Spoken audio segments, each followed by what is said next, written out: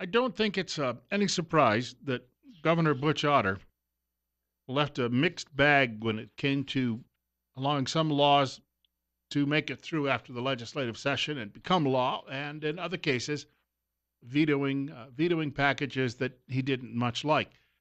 And these are going to get a lot of attention around the state today. And the obvious liberal response is, "Oh, he's a cold-hearted man," but aren't all of those Republicans cold-hearted?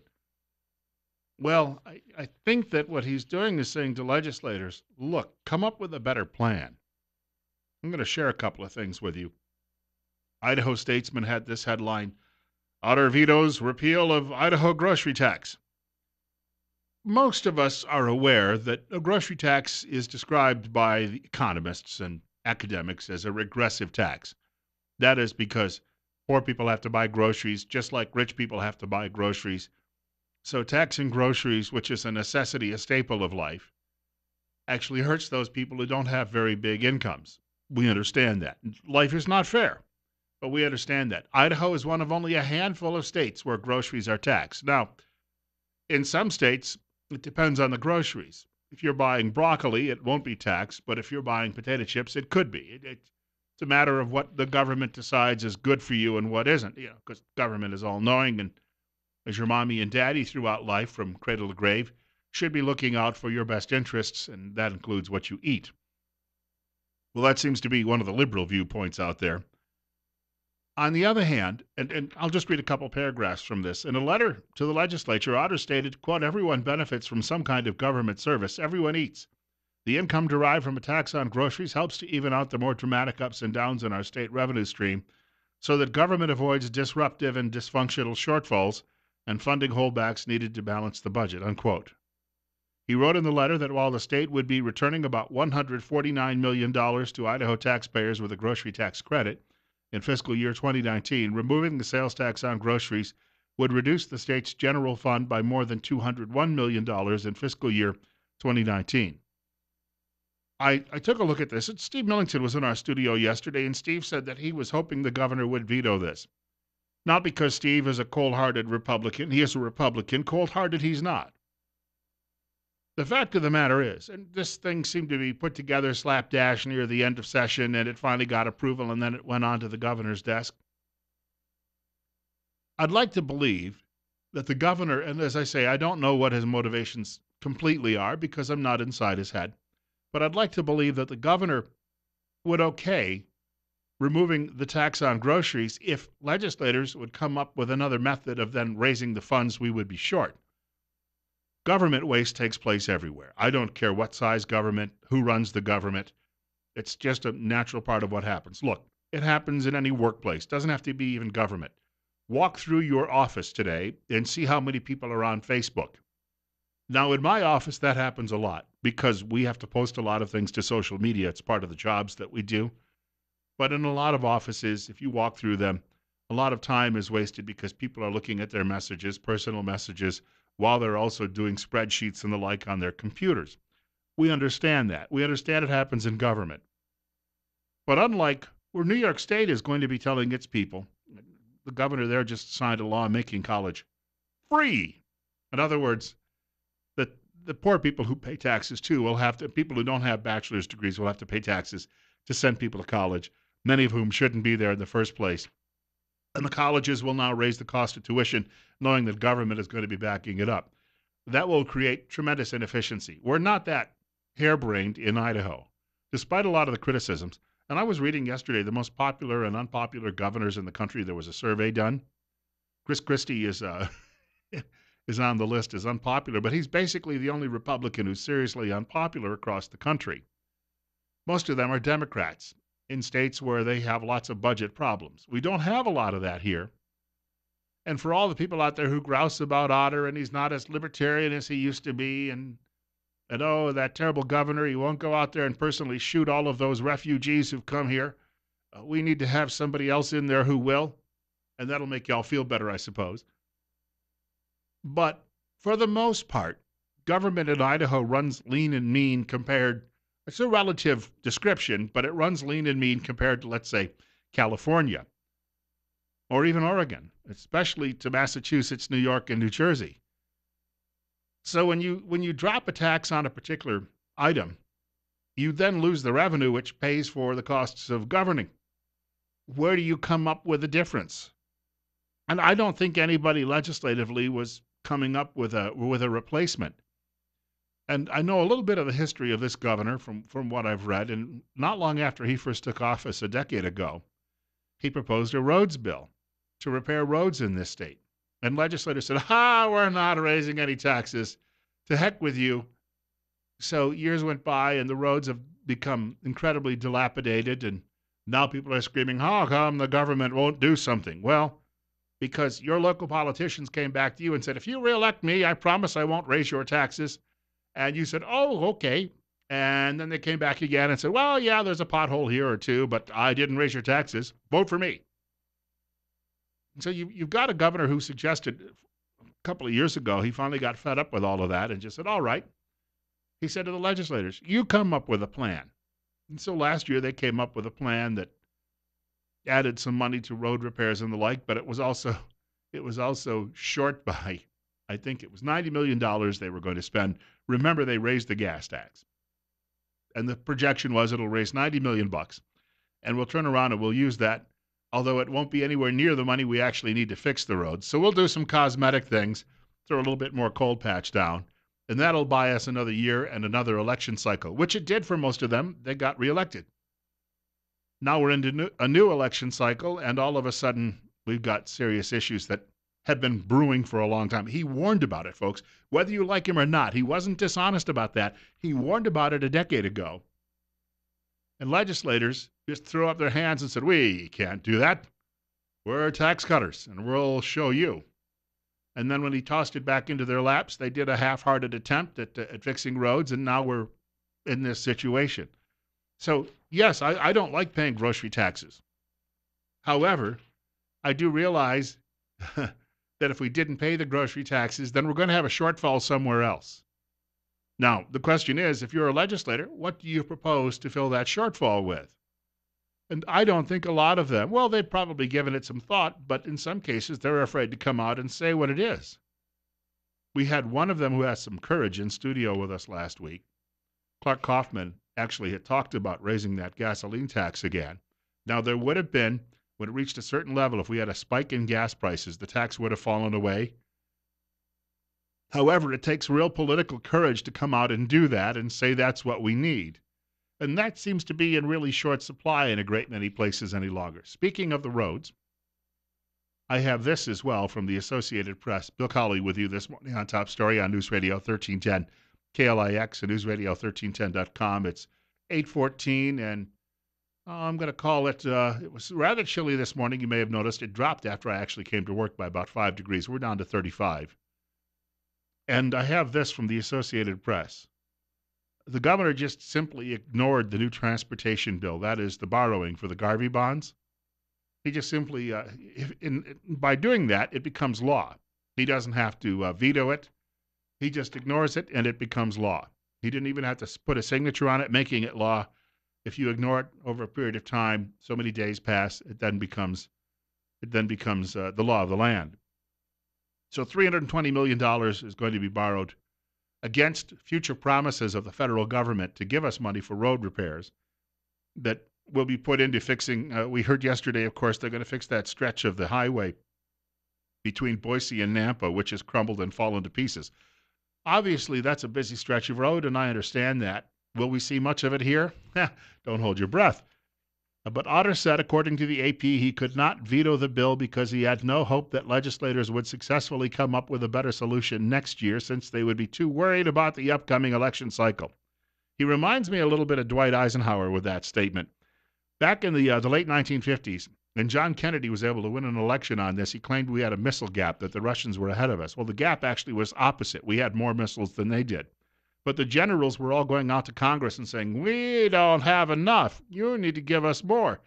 And it infuriated Eisenhower because they were playing along with the big lie. Most of these guys had been his junior officers in World War II. And he told one of his assistants, he said, they'd give up an entire brigade if they were given another stripe on their shoulders. And so Otter understands human nature of those people who are working in the state legislature very much when it comes to this. We have a caller with us. Caller, you're up next. You're on KLIX. Good morning, sir. The grocery tax, I mean, it doesn't amount truly to anything to what we pay in the groceries. And raising other taxes and whatnot, it would be fine if we truly knew we were really running lean and mean. But on a year like this, when they've got snowplows running up and down the roads when we really didn't need them, they're sanding everything when we really didn't need it. There's a lot of money wasted that could have been put to other things. I mean, that may be a drop in the bucket compared to fixing the road, but every time they make a pass down the road, they're tearing up the roads more themselves. I don't know, it's ridiculous. Well, Thank you. thank you for the call. I know that in the city of Twin Falls, they actually use a rubber, at the bottom of the plow, there's a strip of rubber instead of some sort of metal because they're concerned that they'd be ripping up manhole covers and everything else. Uh, I, that's a good idea. I mean, obviously, it makes complete sense. But out on the open highway, you just have a good sharp blade, and that clears things away. I don't know. From what I could see of certain road conditions, and we only all winter long, about the longest trip I had to make was to Boise and back, maybe twice. So I don't know what the roads were like in Stanley. I don't know what the roads were like in Lewiston or Coeur d'Alene. I have no idea. I did drive over to Idaho Falls in the middle of winter, and it was very cold and nasty. But we hadn't gotten into the really wicked part of winter had just started. We hadn't gotten into the long run of it. But there is simply no way you can avoid that these roads need to be fixed. Borrowing to do it? Well, once more, there's an election coming up next year, and I think Otter's spot on. They don't want to be out campaigning and have somebody say, "You raised my taxes again." And trying to tell people, well, we had to, otherwise you wouldn't be able to drive, it apparently doesn't work any longer. And I'm not trying to excuse anybody's behavior here. As I said, we're all subject to human nature. But it seems to me we've had our wheels spinning, no pun intended, on the roads on this issue for a long time. And you're going to hear a lot of people, as I say, read the governor out, call him names and the like. And most of it, as I say, will come from the left because they'll claim he's just being mean-spirited, taking food out of the mouths of babes because mom and dad had to spend it all in taxes and then couldn't buy groceries the following week. There'll be all of those things. 1,000 children will die because Butch Otter did this. And then if you give them evidence to prove them wrong, then they'll say, well, 500 children will die because Butch Otter did this. And then if you prove them wrong on that, then they'll just flip the page and say 100 children will die because Butch Otter did this. We've got a short break. Coming up in about 15 minutes, we're going to be joined by the folks from Tripp Family Medicine. We're talking headaches today. Boy, do we have a few of them around. Also, I wanted to mention, speaking of doctors, Dr. Christine Pickup, a doctor of audiology at Mount Harrison Audiology in Rupert. Why would you choose her office? Well, one reason would be compassion. Dr. Pickup and her staff pride themselves on caring for each individual with customized and personal treatment plan. Mount Harrison Audiology cares about your health goals and will work with you to provide the best care possible. Call Mount Harrison Audiology for your appointment today. Telephone number 208-312-0957. That number once more, 312-0957. We're at 36, 20 minutes now after 8 o'clock. We're going to have a really nice day today, and Easter Sunday is going to be nice. In between, not so much. Some cold and rain, and maybe even a mix of snow and rain on Friday. Ooh. I guess it's emblematic of Good Friday. Today, though, highs in some areas around 70 degrees. Weather is a service of Mountain Home Auto Ranch in Mountain Home. With everything starting to hopefully dry out in the next couple of weeks, you may be thinking about finally breaking ground and getting a brand new dream home up. And as I said, I've spent the last few months telling you about Western Visions, Inc. They do wonderful work when it comes to renovation, especially of some beautiful historic structures, with craftsmanship and not just somebody willy-nilly going in there trying to, throw up cookie-cutter houses. But I wanted to point out as well, Russell Smith, he's the founder of Western Visions, Inc. He has a couple of decades experience not only renovating homes, but he builds homes too. And he consults with you from the very beginning through the entire project until the end. You don't see him on the day you sign the contract and then he comes back on the final day and says, all right, finished, go take a look. You will actually be working with him throughout the entire process. If you'd like to know more and see some of the fine work they do, we want you to check out the website. We have website. It's called a website. There's only one T in there. It's western-visions.com. Once more, check out the website, western-visions.com. 824, Bill Colley with you on Top Story on News Radio 1310, KLIX and newsradio1310.com. And we're at 35 this morning on our way to, well, my official forecast says 67. That may be the airport at Twin Falls, which means it might be considerably warmer wherever you happen to live. A couple of notes on government this morning, and our telephone number is 736-0300, 736-0300. I've been commenting in the last few weeks. You have a lot of people out there who do a lot of complaining. I see it on social media especially. But they just say things as if somehow saying it makes it true, and they don't generally offer a lot of evidence. There's a group in this community that just despises law enforcement as being jackbooted thugs working to carry out oppressive government policy. Most police officers are just thinking, if I get through this day safely, I can go home and see the wife and kids. But I wanted to bring that up because we've had some stories in the past where people have said when police are being investigated for a potential crime that, well, they'll look out for each other and there'll be a cover-up. We had a story this week in Twin Falls completely debunking that. And nobody is guilty until they're proven guilty, so these are just allegations made against a city police officer. But I was reading the comments made by an investigator from the sheriff's department, and the investigator made it clear that there may be more victims out there. I'll tell you what, folks, that's no evidence of some sort of cover-up. You got it? They're actually looking into this, and they actually do investigate their own. We have a caller with us. Caller, you're up next. You're on the air on KLIX with Bill Colley on Top Story. Yeah, I have a question on the tax bill. Why don't we tax agriculture? Pay no sales tax or very little property tax, and the damage they do to roads. I mean, it's not like the old days where you had, the farmer with these 2-ton truck and 30 bales of hay on it going up the road. The loads you see these days are huge. Big, heavy loads. I think maybe it's time to look into that. Would that then increase the cost of your groceries too? No, I mean, I don't think so. I mean, well, why wouldn't it? If a farmer who's probably working in some cases, not all, but in some cases on the margins, with this big debt for equipment and all of that, and if they had to get started and they didn't inherit the place and they had to buy more land, the big debt on that, suddenly had to pay a lot more taxes, wouldn't the farmer then have to turn around and raise the price of produce? That's business. I mean, that's the way it works. I mean, so okay, we reduce the tax on groceries and then we replace it by paying more for the groceries. Well, it's not necessarily more for the groceries. That's free market. I mean, it's who can do the best job with what they got. How do you call it free market if you're raising taxes on someone? How do you call it? Everybody paying their fair share. No, I don't know how you determine that, but I thank you much for the telephone call. Some of them get huge subsidies. We should point that out. I was out on that boat tour, Thousand Springs boat tour, and some of the big mansions along the river out by Hagerman. Did you know that those were purchased with farm subsidies? Yeah, your tax dollars. But I digress. You're up next. You're on the air on KLIX. Go ahead. Well, people have this, thoughts that farmers are rich and some of them have worked hard and been as unbelievably good businessmen that you can even imagine, and that has created their wealth. The amount of people that these people employ and treat right, whether or not they're from across the border or here, I see it every day.